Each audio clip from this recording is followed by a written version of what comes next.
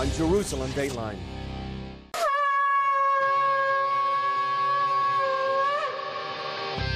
This week on Jerusalem Dateline, a look at the Jewish claims to the land of Israel. You just scratch the surface and you find a rich Jewish culture and history of more than 3,500 years, ever since King David built Jerusalem. The real story behind the oldest land dispute in history. Hello and welcome to this special edition of Jerusalem Dateline. I'm Chris Mitchell. In 1967, Israel captured the West Bank from Jordan during the Six-Day War. You can see where the West Bank begins behind me at Jerusalem's Old City. Since then, U.S. and world leaders have termed Israel's presence there as illegal and illegitimate. But are those terms historically correct? Here's a look at Israel's claims to the land. It's the oldest land dispute in history. For centuries, Jews and Arabs have both claimed to be the rightful owners of the land of Israel. Jewish claims to the land are based on four main arguments. The first is God's promise to Abraham.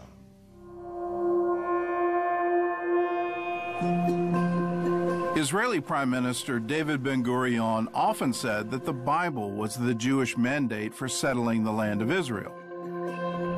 In the book of Genesis, God gave the land to Abraham, Isaac, and Jacob, the patriarchs of Israel. And the rest of the Bible tells the story of their descendants in the land. Moses led the Jews back to Israel after their exile in Egypt.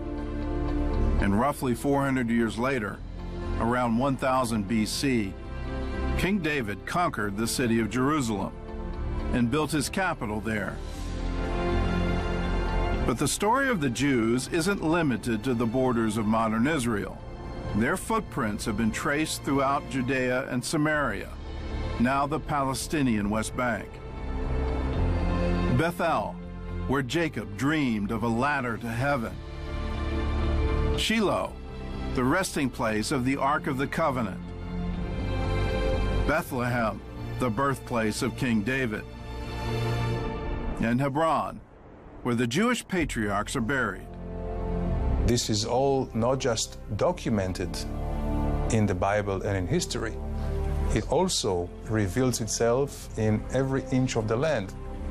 In any archaeological dig, you just scratch the surface and you find a rich Jewish culture and history of more than 3,500 years, ever since King David built Jerusalem 3,010 years ago.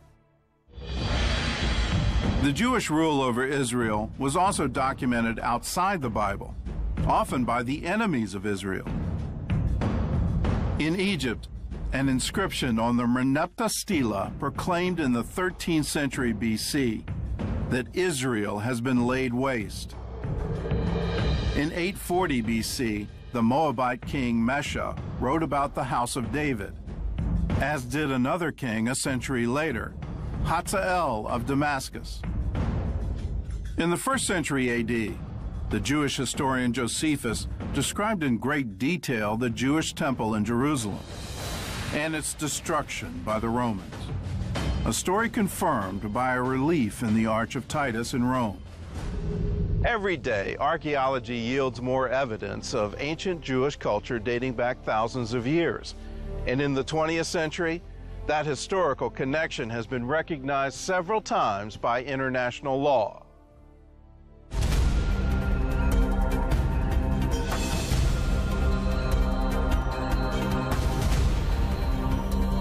In 1917, British Foreign Secretary Arthur Balfour issued a declaration calling for a Jewish homeland in Palestine, also known then as southern Syria.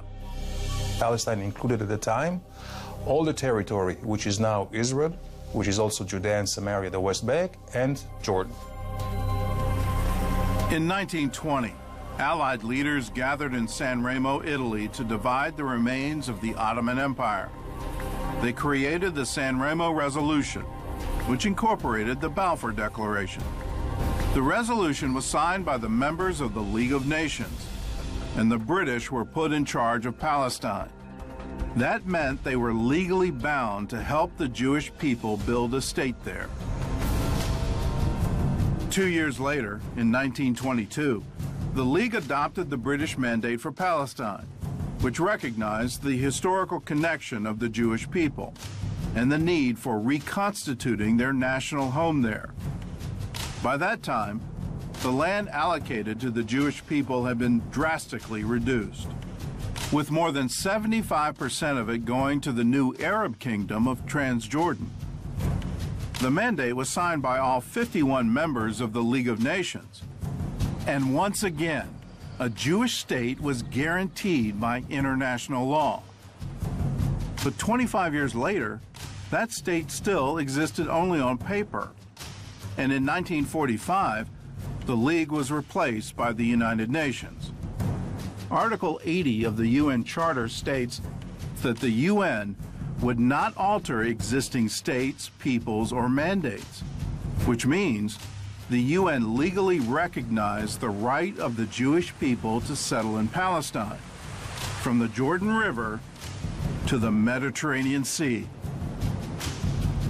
The United Nations is the legal successor and inheritor of the League of Nations, which means all obligations, commitments, and pledges of the League of Nations must be upheld by the United Nations. Unfortunately, they did not do it in the case of Israel and the Jewish ownership over their land. In November 1947, the land intended for the Jews was divided once again. The UN voted to partition what was left of Palestine into two parts. 56% would be a Jewish state, with 43% going to an Arab state to be annexed to Jordan. Once again, a Jewish state was mandated by international law. Israel declared its independence in 1948. And a year later, the new state was admitted to the United Nations. But despite numerous legal endorsements, Israel's borders would still be disputed for decades to come as Arab leaders incited violence against Israel. The Mufti Hajj Amin al-Husseini say, what they, the United Nations, write with ink, we destroyed by blood. Coming up, world leaders claim Israel's presence in the West Bank is a violation of international laws. But what do legal experts say? We examine Israel's legal claim to the land when we come back. In 2002, UN Secretary General Kofi Annan famously used the expression illegal occupation to describe Israel's annexation of the West Bank in 1967. But Annan's critics were quick to point out his use of the term illegal was incorrect, since the West Bank never legally belonged to the Palestinian Arabs in the first place.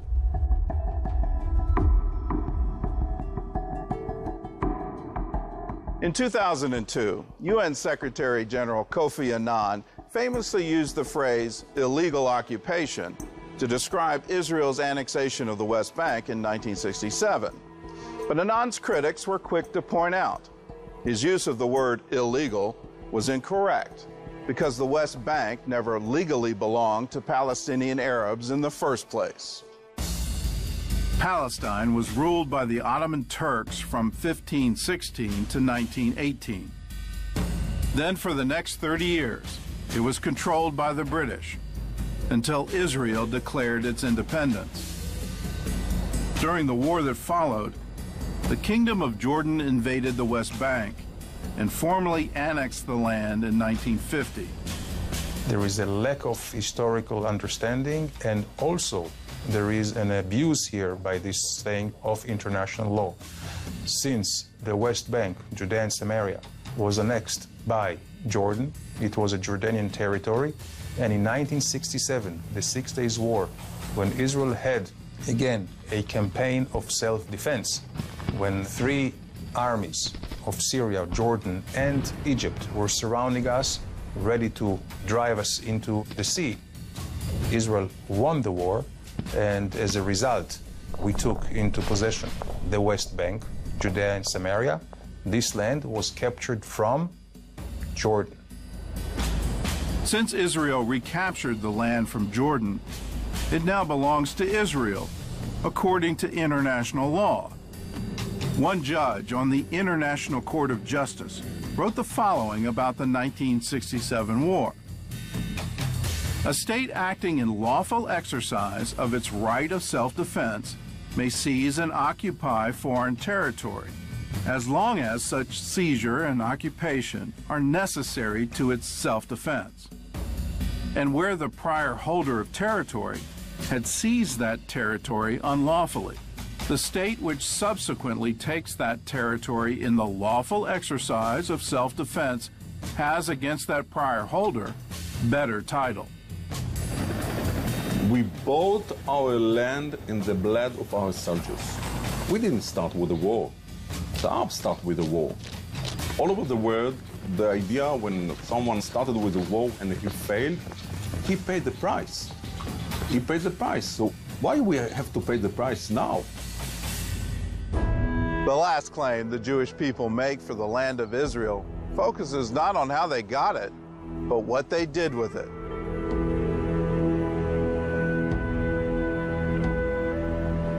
Today, Israel's population is well over 8 million. But in 1850, only 350,000 people lived in Israel and the West Bank. In 1857, the British consul in Palestine reported that the area was empty of inhabitants and that its greatest need is a body of population. A decade later, British scientist H.B. Tristram wrote that whole villages there are rapidly disappearing from the face of the earth. And American writer Mark Twain wrote this about the Jezreel Valley. There is not a solitary village for 30 miles in either direction. There are 2 or 3 small clusters of Bedouin tents, but not a single permanent habitation. Today, many Palestinian Arabs claim that the Jews stole Arab land, evicted the owners, and left thousands of Arab farmers homeless. But is that the real story? Let's take a look. As early as the 1850s, Jewish people started buying land in Palestine, but their choices were limited by Arab sellers. The Arabs settled mainly in mountainous areas, and they did not offer those lands for sale. The Arabs wanted to sell land in places where they did not live, in places which they had left in the past. Records show that most of the land purchased by the Jews belonged to a small group of wealthy Muslim families, most of whom didn't even live in Palestine. The Arabs were from many walks of life, Effendis who lived in Beirut and in Damascus, as well as locals. Also people who lived in the rural villages. All of them were willing to sell their land. There was always more land available than the demand for them. From the beginning, the Jewish policy was clear. No Arabs were to be removed from their land against their will. In 1920, Zionist labor leader David Ben-Gurion announced that under no circumstances must we touch land belonging to fellahin or work by them. Only if a fellah leaves his place of settlement should we offer to buy his land at an appropriate price. The Jewish National Fund bought the lands legally in order to fully secure the ownership of these lands. The Arabs were not evicted from the lands. They received compensation and the full process for the lands. That compensation was documented by the British Peel Commission in 1937. The group had been sent to Palestine to investigate clashes between Arabs and Jews. Their report shows that of the 664 Arab workers dispossessed by land sales, 347 were resettled by the British government for free. The rest refused help and found employment elsewhere. Not only did the Jews buy the land legally, they also paid 10 times the normal rate. In 1944, the going rate for rich, fertile soil in Iowa was $110 an acre. While in Palestine, Jews were paying more than $1,000 an acre for arid, rocky land. They say they are crazy. They buy this land. It's dirty land. It's no good land. But they are not stupid, and they know that we must work very hard, and they work very hard. Look what we have. We are only 66 years old, and look what we have already.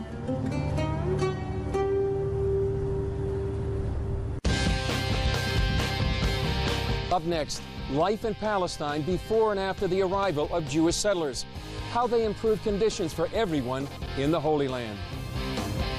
When Jewish settlers came to the Holy Land in the 19th century, they found poor people and barren land, suffering from disease and poverty.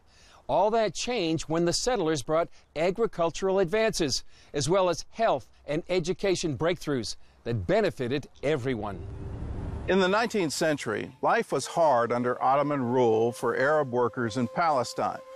Many had lost their farms to heavy Turkish taxes or Bedouin raiders. There were no schools, no electricity, and little sanitation. The average life expectancy for an Arab male in Palestine was 30. With the arrival of the Jewish settlers, all of that started to change. With hard work, they turned swamps into vineyards, farms, and citrus groves.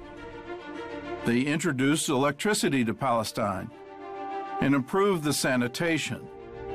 They also worked to eradicate the mosquitoes that cause malaria. And the local Arabs benefited from their work.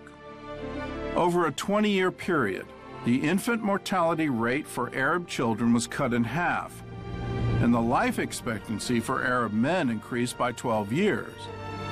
The Jewish landowners hired many of them to help work the land and paid them better than their Arab employers. First of all, following the purchase of land, the Arab population had income. With the help of this money, they could improve their living, and the Arab society could raise their standard of living. So because of Jewish purchase of lands, the economic and social conditions of the Arab society were better. Arabs from neighboring countries flocked to Palestine to take advantage of the higher standard of living. From 1922 to 1947, the total Arab population in Palestine more than doubled.